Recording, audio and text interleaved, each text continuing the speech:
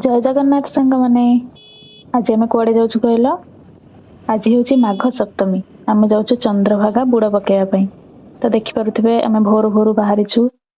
एबे मु गाड़ी को हेलीपैड ठी रखीदे चली चली जाऊँ। हेलीपैड ठू चंद्रभागा पर्यंत रास्ता हूँ प्राय 2-2.5 किलोमीटर हम। तो आम चलीचु। मु आमर सांग 2 जन जाइथिलु। देखो आम पाखापाखि पहुंची गलुनी। केते भिड़ प्रबल भिड़ थिला सेठी। कि 4:41 रे हमर अलभ्य बुड़ थिला किंतु आमे पहुंचबाकू टिके लेट हे गला। तथापि मोर बहुत इच्छा थिला चंद्रभागा माघ सप्तमी रे बुड़ पकेया पई बहुत इच्छा थिला। समस्त कहउथिले बहुत भिड़ जाई हेबनी। तो मु जतले पहुंची गली बहुत खुशी लागिला मते। तो देखि परुथिबे आमे वर्तमान जाउछु से जो गोटे पोखरी भली गोटे करा जाइथिबो सेठी बुड़ पकेबो। तीर्थ जल से पोखरी रे आसी थिबो। पोखरी रे जाई समस्ते बुड़ पकांदी।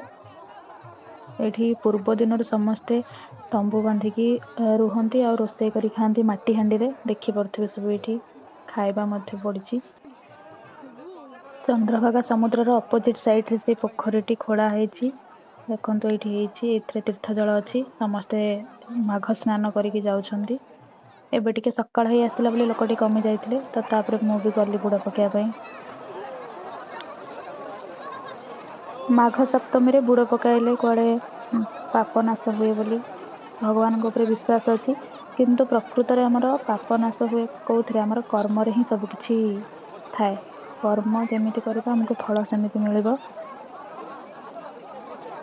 मु तो एठी गणी गणी 7 थर बुड़ पकेइथिली। जहा गोटे खुशी लागुथिला बहुत इच्छा थिला जिबा पई।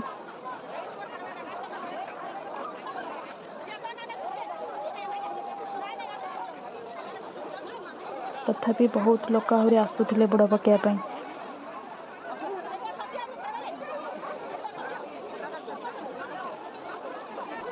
एबे मु गाधेकी पळे आसी देखि परुथिबे बुड़ पकेई आसली। तापरे आमे दर्शन करिया को गलु। महादेवंकर दर्शन कलु। देखि परुथिबे एठी महादेवंक मंदिर आ गोटे अछि हनुमानंक मंदिर। तापरे एठी देखुथिबे आमे समुद्र बेलाभूमि को आसिलु। केते लोक बहुत खुशी लागिला जे एते लोक देखिकी आमे आश्चर्य। एठी कोन पई सब छिडा हेइचंती ना पटे प्रभु सूर्य नारायणकर दर्शन पई। सूर्य उदय हेले समस्ते तांकर दर्शन करिकी प्रणाम जणई जिबे। तो केते भिड़। तापरे आमे भिड़ रे न छिडा हेई आमे समुद्र आड़े को आसिलु। समुद्र रे आउटे पाखरे जाई भलरे दर्शन करी बोली।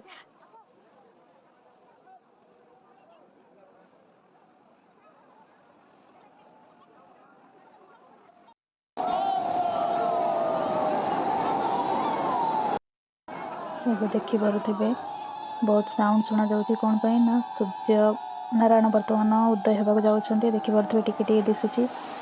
आ आमे चाहू चाहू संगे संगे सूर्य पूरा ऊपर को उठी आसिले। बहुत खुशी लागिला देखिकी।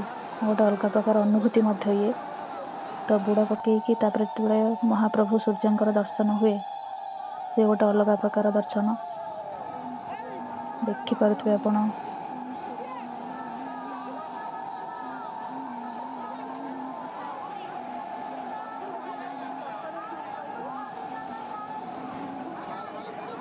बहुत जल्दी शीघ्र उठी जाउछंती।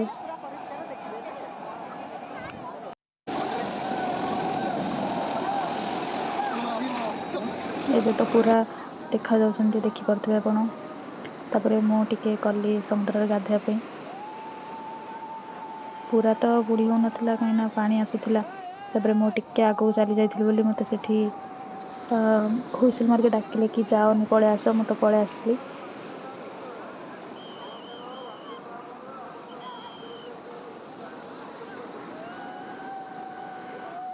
तापरे मु सूर्य नमस्कार कली।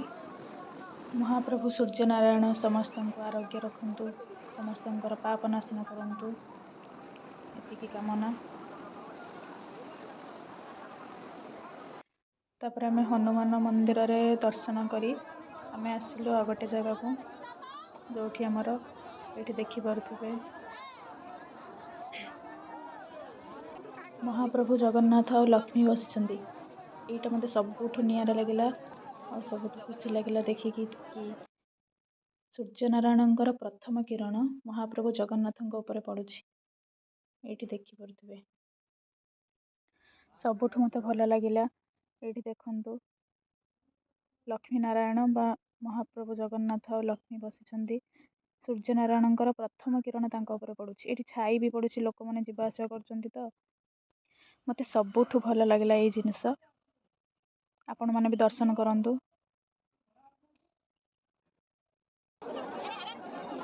भल से भी देखौछि।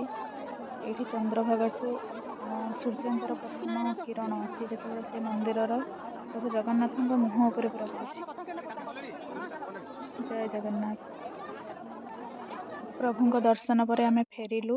मु सेठू गोटे बैग किनिके नहीं आसली। आपण माने मध्ये आसंतु आ बुड़ पकई जांतु। भिडियोटी भल लगी लाइक और शेयर करेंगे। रहुछि। जय जगन्नाथ।